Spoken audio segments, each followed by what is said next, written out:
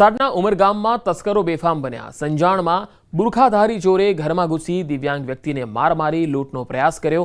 જો કે બૂમાબૂમ થતાં જ બુરખામાં આવેલો વ્યક્તિ ફરાર થયો। બનાવની જાણ થતાં પોલીસની ટીમ ઘટના સ્થળે પહોંચી। ચોરે દિવ્યાંગ વ્યક્તિ પાસે પહેલા પાણી માંગ્યું, બાદમાં કોલર પકડીને માર માર્યો, લૂંટનો પ્રયાસ કર્યો। ચોર ફરાર થતો સીસીટીવીમાં જોઈ શકાય છે। પોલીસે સીસીટીવીના આધારે તપાસ હાથ ધરી છે। तो संजाणनो आ बनाव छे। दिव्यांग व्यक्ति ने मार मारी लूंटवानो प्रयास करायो। आ चोर जे छे ए सीसीटीवी में पण कैद थयो छे। चोर फरार थतो सीसीटीवी में जोई शकाय छे। लूट का ये करने की पूरी कोशिश की गई। मेरे हस्बैंड को बहुत मारा है गला दबाकर, और मेरे हस्बैंड को पहले उन्होंने बोला, मांग की कि पानी दो, पानी दिया। फिर वो बुरखा पहनकर आया हुआ था।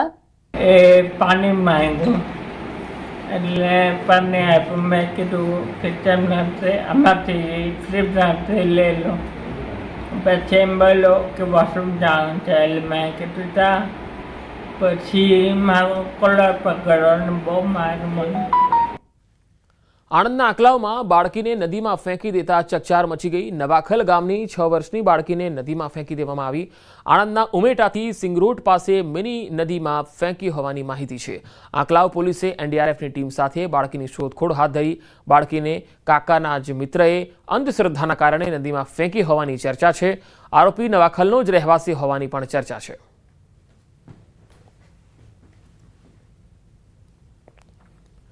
चीन में एससीओ समिट में पीएम मोदी संबोधन। बैठक में पीएम मोदी आतंकवाद पर आकरा प्रहार। आतंकवाद वैश्विक शांति माटे खतरो गणाव्यो। पहलगाम हुमलो मानवता पर हुमलो। आतंकवाद ने लीधे अनेक बाळको अनाथ थया। आतंकवादना दरेक रूप ने खत्म करवू पड़शे एवुं पण पीएमए जणाव्युं। तो आतंकवाद वैश्विक शांति माटे खतरो गणाव्यो। पहलगाम हुमलानो पण तेमणे जिकर कर्यो। पीएम मोदीए पहलगाम हुमलाने लईने निवेदन आप्युं हतुं। आतंकना दरेक रूपने खत्म करवू पड़शे। एससीओ समिट में चीन पहुंचेला पीएम मोदीए आ संबोधन कर्युं हतुं। आतंकवाद पर आकरा प्रहार कर्या हता अने वैश्विक शांति माटे आतंकवादने खतरो गणाव्यो।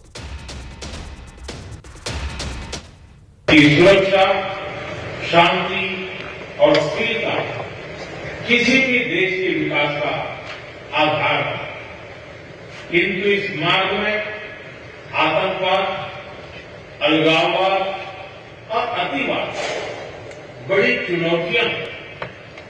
आतंकवाद सिर्फ किसी देश की सुरक्षा ही नहीं, बल्कि पूरी मानवता के लिए एक साझा चुनौती है।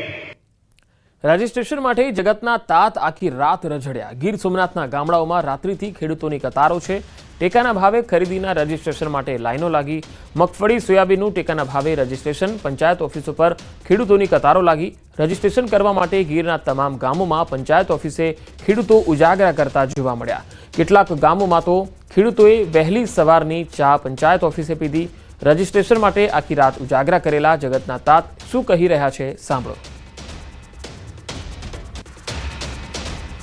જે ખેડૂતો અત્યારે હેરાન થઈ રહ્યા છે, લાંબી કતારો રાતની કાલે અગાઉ રાતની આગલી રાતની સાંજના 8 વાગ્યાથી લાગી અત્યારે સવારના 6 વાગ્યા છે, છતાં પણ ખેડૂતો ખડે પગે ઊભા છે કારણ કે વારા માટે।